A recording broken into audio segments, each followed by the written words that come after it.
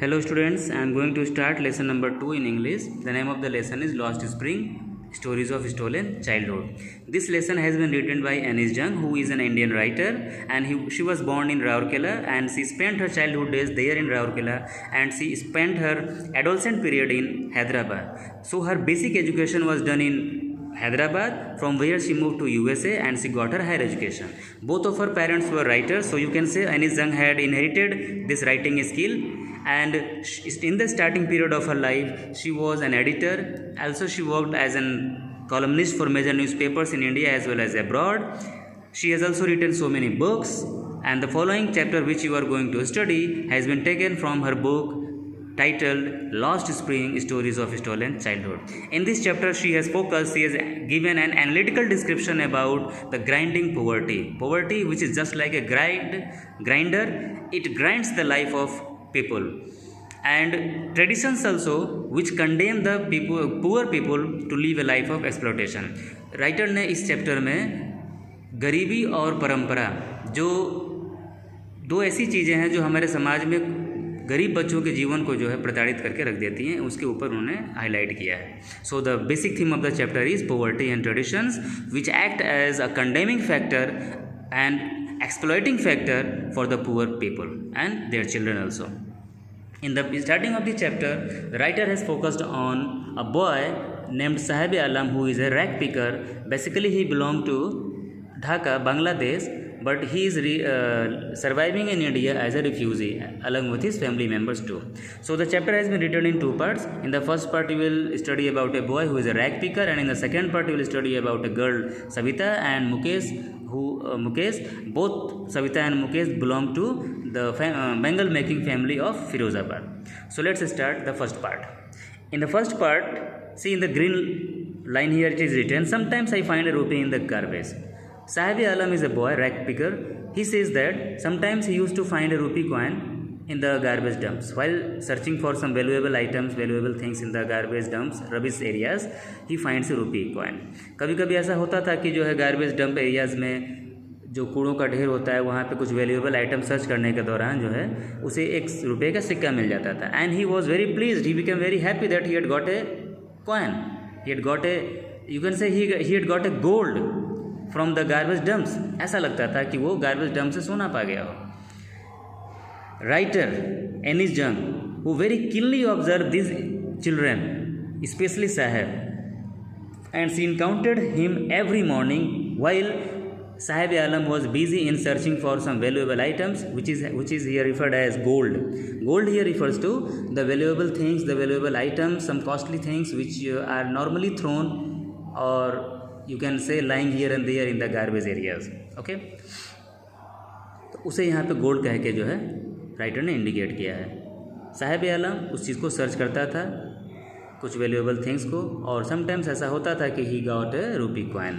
तो राइटर का क्वेश्चन है कि वो ऐसा क्यों करता है, why he use to be engaged in such an poor activity. इस प्रकार का एक असहाय या यू मिल जॉब में वो क्यों इस तरह का एंगेजमेंट रखा था.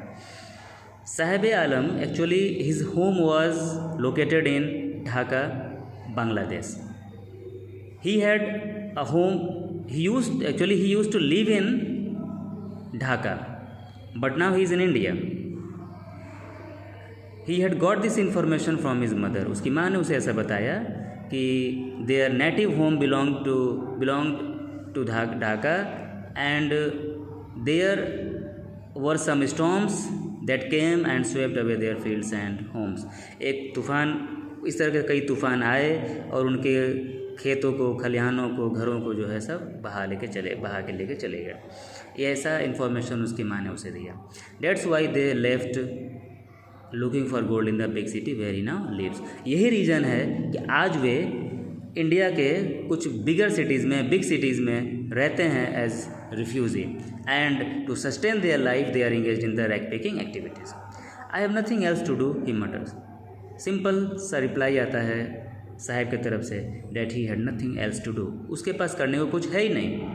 And looking away means uncaring to the words of writer. He just passed a simple reply that he had nothing else to do. उसके पास कुछ है ही नहीं करने को. गो to school, I said gleefully. So in a very happy mood the writer replied, that why not you go to school, school क्यों नहीं जाते? Immediately she also sensed, she realized that her advice was totally hollow, totally useless, because if he could be able to go to school, then surely he would have gone. अगर वो जाने योग्य होता तो जरूर जाता. So it seemed to her that her advice was totally useless. Sahab then again give a reply. There is no school in my neighborhood. When they build one, I will go. कहता है कि उसके पास पड़ोस में कोई school ही नहीं है, अगर कभी कोई बना तो श्योरली ही विल गो, वो पक्का जाएगा. If I start A school will you come, I ask half joking. तो राइटर उसको हाफ जोकिंग मूड में क्वेश्चन करती है. Suppose that she started a school, weather he would come. Suppose if she starts A school, will साहब आलम come there. वो question करती है कि अगर मैं स्कूल स्टार्ट करूँगी तो क्या तुम आओगे? Very clever and very positive affirmative reply he gave that yes surely he will come, smiling broadly. खूब चौड़ी मुस्कान के साथ कहता है बिल्कुल, why not, I will come. A few days later I see him running up to me. कुछ दिनों के बाद राइटर देखती है Sahab Alam coming closer to him and asking a question. Is your school ready madam? आपका स्कूल क्या तैयार हो गया? It takes longer to build a school. तो राइटर कहती है देखो स्कूल बनाने में काफ़ी वक्त लगता है.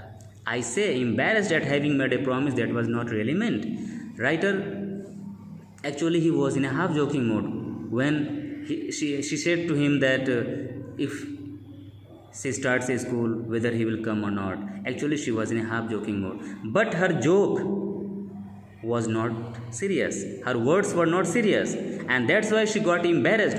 वो थोड़ी सी परेशान हो जाती है क्योंकि उसने एक ऐसा वादा किया था जो एक्चुअली वो करना ही नहीं चाहती थी. कहने का मतलब जो सीरियस था ही नहीं. She only committed words which were actually not seriously taken, and she realize that promises like her abound in every corner of his black world.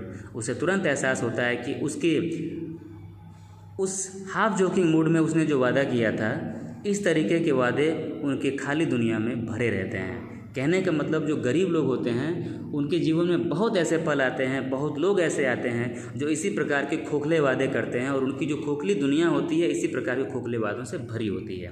So she realize that her promise was also hollow, her promise was also just a joke in the empty world of those poor people. उन गरीब लोगों की दुनिया में, खाली दुनिया में उसका जो वादा था वो भी खोखला था, एक्चुअली वो था ही नहीं कुछ.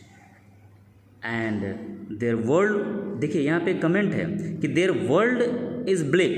जो पुअर पीपल का वर्ल्ड होता है वो खोखला होता है, हॉलो होता है, खाली होता है. मगर फिर भी राइटर ने यहाँ क्या बताया कि अबाउंड इन एवरी कॉर्नर, मतलब भरे रहना. उनकी खोखली दुनिया, कहने का मतलब कि उनकी जो खोखली दुनिया होती है वो खोखले वादों से भरी रहती है. ये इस राइटर का कहने का सेंस है. After months of knowing him I ask him his name. कई महीनों जानने के बाद राइटर फाइनली उसे उसका नाम पूछती है, जिसको कि वो after months of knowing him I ask him his name Sahib Alam he announces. तो उसका रिप्लाई वो देता है कि साहिब आलम नाम है उसका. He does not know what it means. Actually उसे पता ही नहीं था कि उसका नाम का मतलब क्या है. If he new it's meaning Lord of the universe he would have a hard time believing it. क्योंकि अगर उसे पता भी होता है कि उसके नाम का मतलब है पूरे विश्व का मालिक, the Lord of the universe, यानी विश्व का स्वामी, तो शायद उसे ये बात विश्वास ही नहीं होता. Unaware of what his name represents, he roams the streets with his friends, an army of barefoot boys who appear like the morning birds and disappear at noon. Over the months, I have come to recognize each of them. तो writer कहती है, that boy, uncaring, unaware of his name, because his name represents the Lord of the universe. It had a great meaning, but unaware of his meaning, the name of his meaning. He moves here and there in the streets along with his friends. They all were an army of barefoot boys. वो सभी के सभी नंगे पांव एक सेना की तरह चलते थे. Just like morning birds, which arrive in the morning in the search of their food and disappears till it gets noon. और जैसे ही दोपहर होता है तो सारी चिड़ियाँ जो सुबह भोजन के तलाश में निकलती हैं सब गायब हो जाती हैं. Over the months I have come to recognize each of them. कुछ महीनों के अंदर ही राइटर बताती है कि उन सबको धीरे धीरे करके वो पहचानने लगे थे. Why aren't you wearing chapels. I asked one. उनमें से एक बच्चे को एक दिन क्वेश्चन करती है राइटर कि तुम चप्पल क्यों नहीं पहनते तुम सब. My mother did not bring them down from the shelf. He replies very simply. तो बहुत ही सिंपल तरीके से लड़का जवाब देता है कि एक्चुअली मेरी माँ उसे ताखे से, बर्जे से, अलमारी से नीचे उतारती ही नहीं है. So very simple reply he passed that actually his mother didn't bring those chappals down to wear. Even if she did, he will throw them off, adds another who is wearing shoes that do not match. तो एक second वहाँ पे rack picker था, वो उसमें intercede करते हुए, interrupt करते हुए कहता है कि madam if his mother will bring them down, यदि उसकी माँ नीचे उतार भी देती है इसको पहनने के लिए, ठीक है, he will throw them off, तो ये उसे गायब कर देगा. That boy was actually wearing shoes that do not match, means unmatched shoes पहना हुआ था, अलग अलग जोड़ी के जूते पहना हुआ था. When I comment on it, he shuffles his feet and says nothing. जब राइटर उसके उस अनमैचिंग शूज़ पे कमेंट करती है, he started hiding his feet by shuffling. वो पैरों को आगे पीछे करके उन्हें छिपाने की कोशिश करता है और कहता क्या है, I want shoes. ये थर्ड बॉय है, थर्ड रैक पिकर जो वहाँ प्रेजेंट था. He says that he wants shoes, कि उसे जूते चाहिए. Actually he has never owned a pair of shoes all is life, पूरे अपने जीवन काल में उसे आज तक कभी जूता नसीब ही नहीं हुआ. तो तीसरा जो रैक पिकर है उसकी तमन्ना है, it is his wish that he wants some shoes to wear. Travelling across the country I have seen children walking barefoot. पूरे देश में भ्रमण करने के बाद राइटर को ऐसा एक्नॉलेजमेंट होता है कि there are so many children in the country who remain bare footed, जो नंगे पाँव घूमते रहते हैं. In cities on village roads, चाहे वो शहर हों चाहे गांव के रोड हों. It is not lack of money but a tradition to stay bare foot is one explanation. कुछ लोग तो ऐसा एक्सप्लेनेशन देते हैं गरीब लोग कि actually it is not lack of money, actually पैसे की दिक्कत से नहीं वो ऐसा करते हैं. It is a tradition to remain bare foot, नंगे पाँव रहना एक परंपरा की तरह है और उसी परंपरा को वो निभाते हैं. Such a explanation, such an excuse to show the perpetual state of, you can say to hide the perpetual state of poverty. means writer काफ़ी wondered हो जाती है कि if this is only an excuse, क्या ये कोई excuse तो नहीं है, क्या ये किसी प्रकार का कोई एक बहाना तो नहीं है to just hide the perpetual state of poverty, जो सतत चली आ रही गरीबी है इसे छिपाने का क्या ये कोई बहाना है, ऐसा राइटर जो है सोचती है. मीन्स पुअर पीपल हो सकता है कि ऐसा एक्सक्यूज़ देते हों, वो अपनी गरीबी छिपाना चाहते हो, जिसे छिपाने के लिए उसको वो सारा ये कह के निकल जाते हो कि actually this is a tradition, ये कल्चर है, ये उनका ट्रेडिशन है कि वो बेयरफुट रहते हैं. So students, I am finishing up to here today and tomorrow I will continue the lesson. Thank you.